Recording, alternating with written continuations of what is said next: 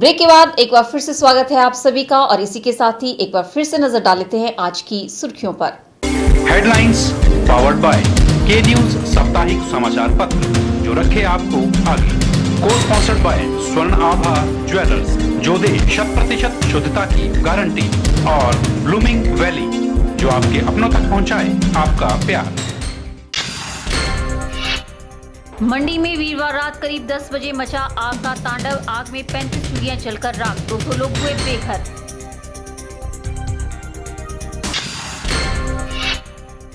अनिल शर्मा ने प्रभावितों को हर संभव मदद देने के लिए दिए आदेश। पंचवक्त्र मंदिर के पास जाकर की प्रभावितों से मुलाकात।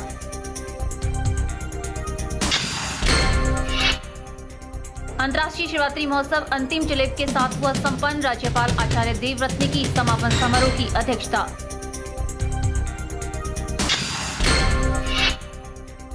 और संपन्न हुआ अंतर्राष्ट्रीय देव समागम। सूनी हुई छोटी काशी, देवी देवता वापस लौटे अपने मूल स्थान।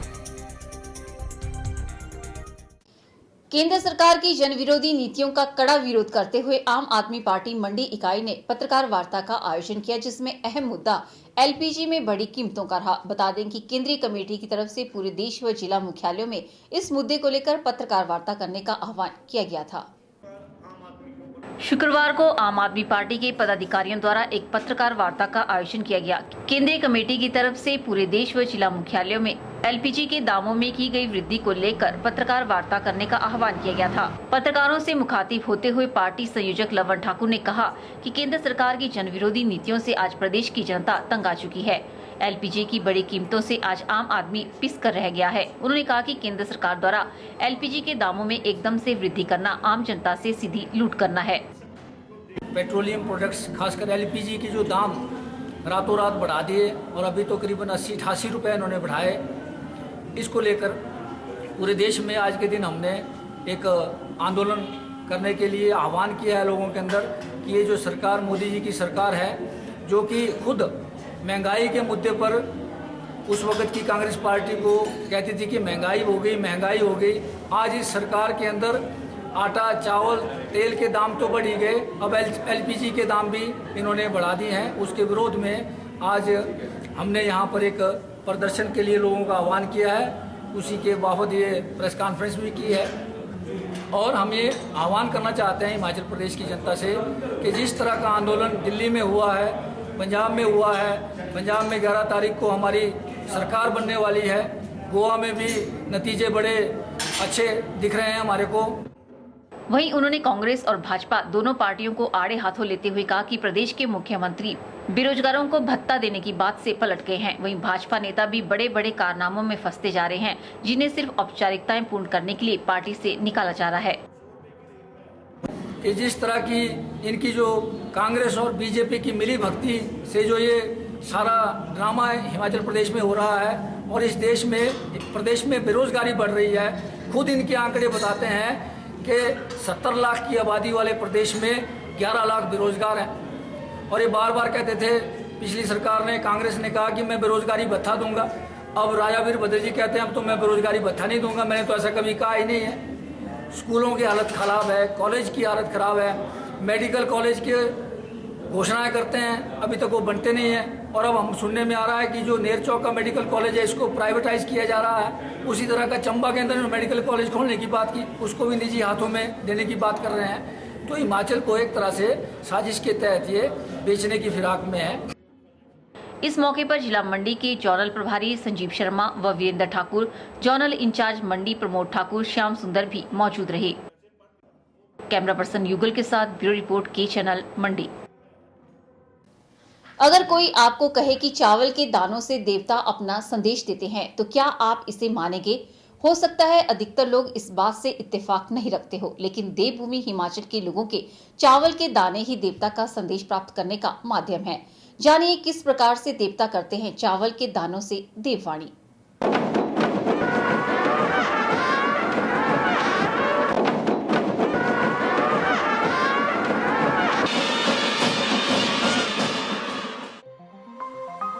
हिमाचल प्रदेश की देव परंपरा विश्व भर में अनूठी है। यहाँ बसने वाले देवी देवताओं के प्रति लोगों की अटूट आस्था और श्रद्धा है। लोग अपने आराध्य देवी देवताओं से मन्नतें मांगते हैं और उन्हें पूरा होने पर अपनी श्रद्धानुसार भेंट देवता को अर्पित करते हैं। लेकिन लोग मन्नतें मांगते कैसे हैं और देवी देवता भक्तों को कैसे बताते हैं कि उनके द्वारा मांगी गई मन्नत पूरी होगी भी या नहीं? अधिकतर लोगों को इसके बारे में पता भी है और अधिकतर को नहीं भी। चलिए आज हम आपको बताते हैं कि देवी देवताओं से कैसे चावल के दानों के माध्यम से देववाणी करवाई जाती है।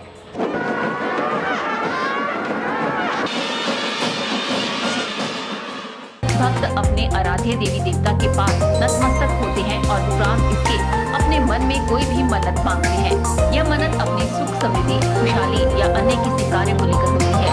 इसके बारे में देवता की राय पूछी जाती है और इसके लिए सहारा लिया जाता है चावल के दानों का। देवता का पुजारी 3 उंगलियों से चावल के कुछ दाने उठाकर श्रद्धालु की हथेली पर रखता है।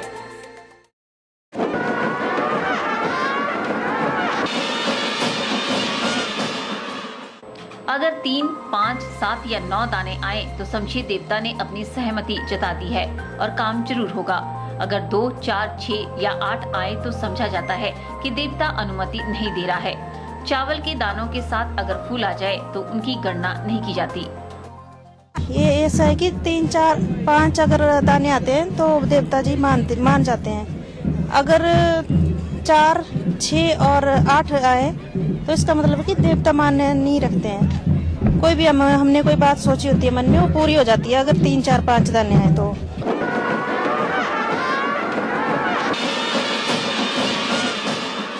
तो संकेत ऐसा होता है कि अभी आपका काम बनने वाला नहीं है। उन दानों को जो इवन नंबर में आते हैं, जैसे 2, 4, 6, उनको जो है खाते नहीं, उनको एक तरफ कर देते हैं ताकि मतलब कोई ऐसी चीज अशुभ ना हो।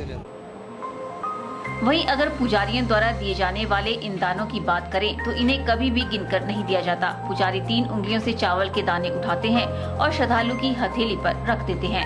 अब यह श्रद्धालु की किस्मत पर ही तय होता है कि उसके मन में चल रहे सवाल का देवता ने क्या जवाब दिया है। इसे एक तरह से देववाणी कहा जाता है। हालांकि चावल के दानों के स्थान पर किसी दूसरे सूखे अनाज का इस्तेमाल भी किया जाता है, लेकिन अधिकतर देवी देवता के पास चावल के दानों से ही देववाणी की जाती है। प्रसाद के रूप में इन्हीं चावलों के दानों और फूलों को दिया जाता है।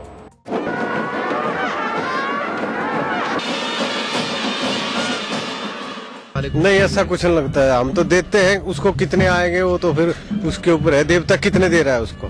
इसको गण के दिया जाता है, जैसे ऐसे दे दिए, जितने आ गए वो देवता ही देगा। देवते के माध्यम से ही दिए जाते हैं। उसको 5 आए, चाहे 6 आए, चाहे 7 आए, जब देवता देगा वो तो देवता ही बताएगा भी उसको 6 आ गए तो समझो भी उसका काम नहीं होने वाला। मतलब इसको ऐसे ही उठाएंगे और दे देंगे, जितने आएंगे बस 3 उंगलियों से उठाएंगे और दे देंगे। देववाणी होती है, इसके माध्यम से ही चलता है सारा। किसी को शेष भी दिया जाता है तो इसी से दिया जाता है, इसी से दिया जाता है। हालांकि देववाणी के अन्य तरीके भी हैं। इसमें देवव्रत के माध्यम से भी देववाणी होती है और पुजारी भी विशेष अवसरों पर देववाणी करता है, लेकिन ज्यादा प्रचलित तरीका चावल के दानों का ही है।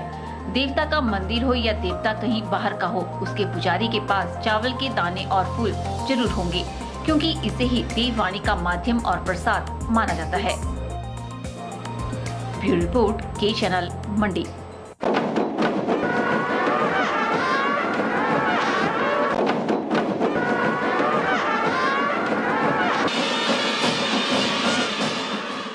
यहाँ रुकते हैं एक और ब्रेक के लिए। ब्रेक के बाद भी खबरों का सिलसिला यूं ही जारी रहेगा। आप देखते रहिए के चैनल।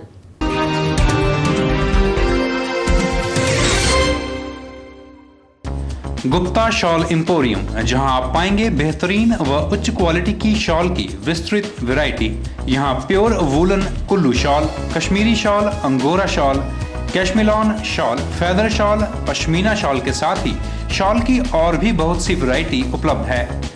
तो देर न कीजिए और आज ही पहुंचे गुप्ता शॉल एम्पोरियम, सब्जी मंडी के साथ, नेर चौक, डिस्ट्रिक्ट मंडी। मोबाइल 9459125400।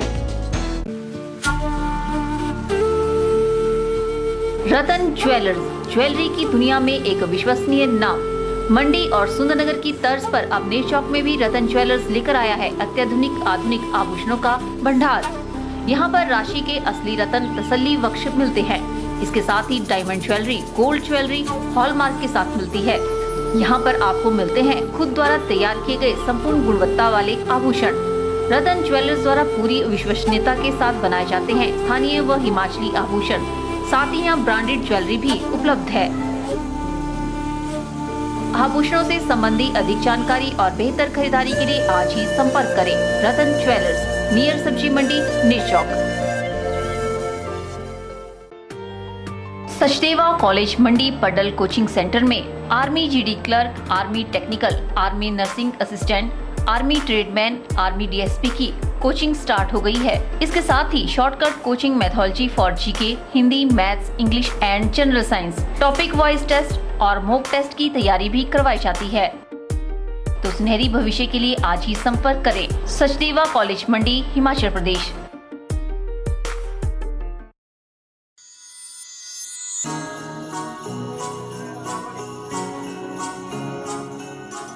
बृंदा ज्वेलर्स, सोने व चांदी में एक विश्वसनीय स्थान। यहाँ आपको मिलेंगे 23 कैरेट व हॉलमार्क के शुद्ध गहने।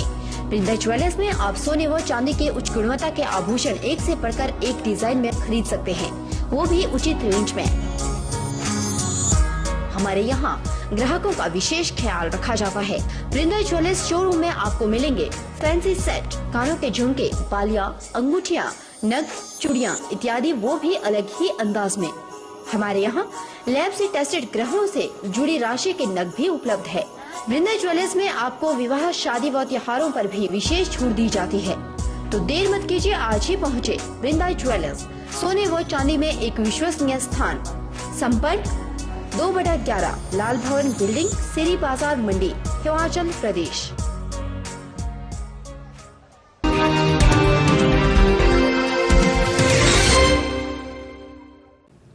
सोलन के कथेड़ में स्थित सेंट्रल वेयर हाउस कॉर्पोरेशन के कर्मचारियों और अधिकारियों ने सेंट्रल वेयर हाउस के 60वें स्थापना दिवस पर कार्यक्रम का आयोजन किया।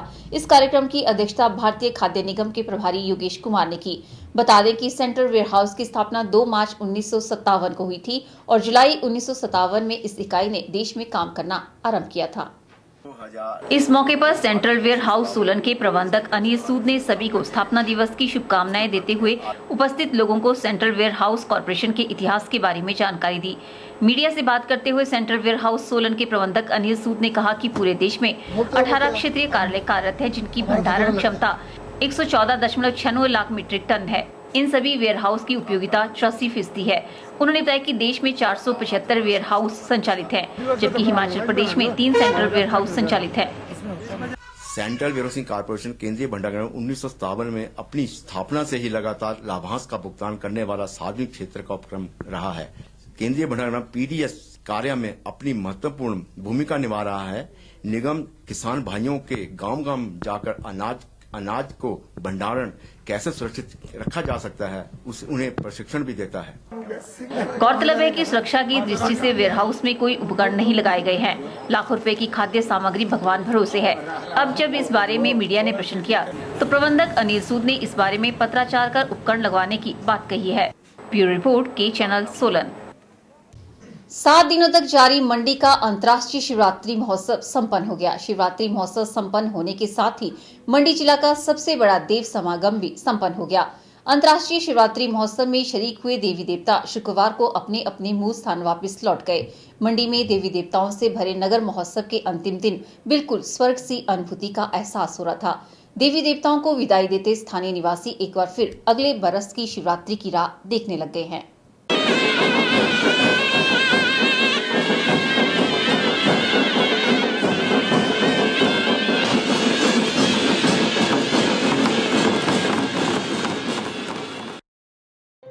देवी देवताओं को समर्पित 7 दिनों तक चलने वाले अंतर्राष्ट्रीय शिवरात्रि महोत्सव का शुक्रवार को विधिवत समापन हो गया। इस ऐतिहासिक महोत्सव में इस बार विभिन्न इलाकों से आए लगभग 187 पंजीकृत देवी देवताओं ने शिरकत की। महोत्सव के अंतिम दिन देवी देवताओं को विदाई देते समय इकट्ठा हुए देवरथ यूं लग रहे थे मानो पूरा स्वर्ग मंडी की धरती पर उतर आया हो। शहर के लोग भी इस मंजर में शामिल होना नहीं भूलते और लोग देवी देवताओं के पास जाकर उनका आशीर्वाद प्राप्त करते हैं। चौहट्टा में देवी देवताओं का आगमन होता है, राजाओं के टाइम से चली आ रही प्रथा है और बाबा भूतनाथ जी के मंदिर में सभी देव देवता जो है अपने आराध्य देव को नमन करते हुए चौहट्टा में शहर के लोगों के लिए विशेषकर जो है वो दर्शन देते हैं यहाँ पर। और ये जो देवी देवता है पूरे मंडी जनपद से यहाँ पे पधारे हुए हैं और आज इनके इस शुभ अवसर पर जो है मंडी में एक स्वर्गलोक का दृश्य यहाँ चौहट्टा में नजर आता है। स्थानीय लोगों के लिए मंडी की शिवरात्रि किसी त्योहार से कम नहीं। जैसी धूम होली और दिवाली के दौरान देखने को मिलती है, उससे कहीं ज्यादा खुशनुमा माहौल शिवरात्रि के दौरान होता है। शिवरात्रि महोत्सव ही एकमात्र ऐसा पर्व है जब मंडी जनपद के आराध्य देव कमरूनाग जिला मुख्यालय पहुंचकर भक्तों को दर्शन देते हैं। 6 दिनों तक ताना मंदिर में रहने के बाद देव कमरूनाग 7वें दिन सीरी चांदी परिसर में बैठे, जहां भक्तों का एक बड़ा हजूम उनके दर्शनों के लिए उमड़ पड़ा। देव कमरूनाग हमारा इष्ट देव है, इसलिए हम इसके दर्शन करने के लिए दूर दूर से आ रहे हैं, क्योंकि ये सारी मनोकामनाएं पूर्ण करता है हमारी। और जो भी हमारी इच्छा होती है उसके लिए जो श्रद्धा है चढ़ावा चढ़ाने के लिए हम जो है यहाँ आते हैं। एक बार फिर शिवरात्रि महोत्सव खुशी खुशी संपन्न हो गया। विभिन्न इलाकों से आए देवी देवता मंडी की धरती को पवित्र कर कर अपने गंतव्य की ओर चले गए।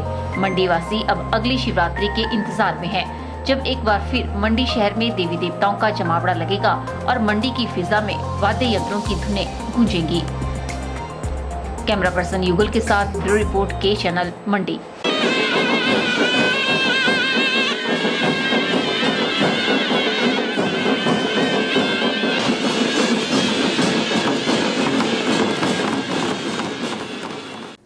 अंतर्राष्ट्रीय शिवरात्रि महोत्सव की अंतिम सांस्कृतिक संध्या का दर्शकों ने भरपूर आनंद उठाया। हालांकि अंतिम सांस्कृतिक संध्या में प्रशासन ने 100 कलाकारों का चयन किया था, जिसमें से अधिकतर को अपनी प्रतिभा दिखाने के लिए पूरा समय ही नहीं मिल पाया, लेकिन स्टार कलाकार ने दर्शकों को अपने गानों पर झूमने के लिए मजबूर कर दिया।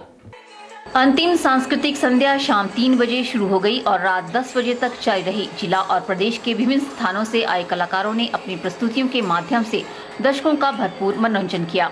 इसमें पहाड़ी गायक राजीव थापा और पूर्ण शिवा सहित अन्य कलाकारों के नाम शामिल है। हालांकि इन्हें काफी कम समय मिला, लेकिन इसमें भी इन्होंने दर्शकों का पूरा मनोरंजन किया। वहीं स्थानीय पत्रकार विनोद राणा ने भी चटकुले सुनाकर दर्शकों को लोटपोट कर दिया। विनोद राणा को भी मुश्किल से 2 मिनट का ही समय मिल पाया। वहीं रात करीब 8:45 बजे स्टार कलाकार सिंदर सरताज ने मंच संभाला। उन्होंने अपने विख्यात गीत साइन से अपने कार्यक्रम की शुरुआत की।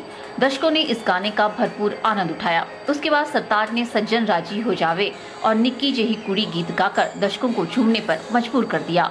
एक के बाद एक पंजाबी गाने गाकर सरताज ने दर्शकों की खूब वाहवाही लूटी।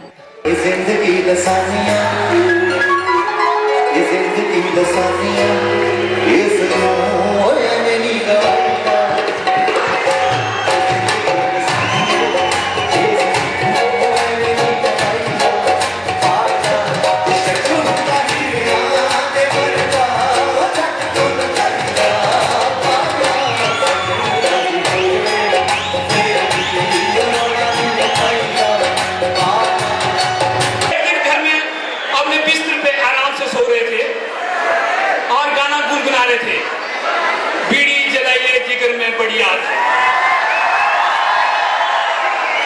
किचन से इनकी पत्नी दौड़ती हुई आई, गर्म गर्म तवा उठा के इनकी छाती पे धर दिया।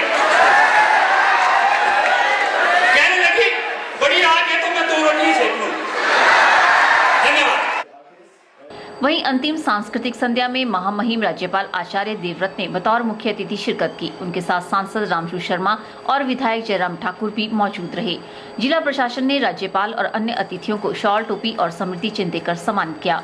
राज्यपाल कार्यक्रम में ज्यादा देर नहीं रुके और 9:30 बजे से पहले ही चले गए। इसके साथ अंतर्राष्ट्रीय शिवरात्रि महोत्सव 2017 की सांस्कृतिक संध्याओं का समापन हो गया। ब्यूरो रिपोर्ट के चैनल मंडी। आज के बुलेटिन में फिलहाल इतना ही। सपना ठाकुर को दीजिए इजाजत। नमस्कार।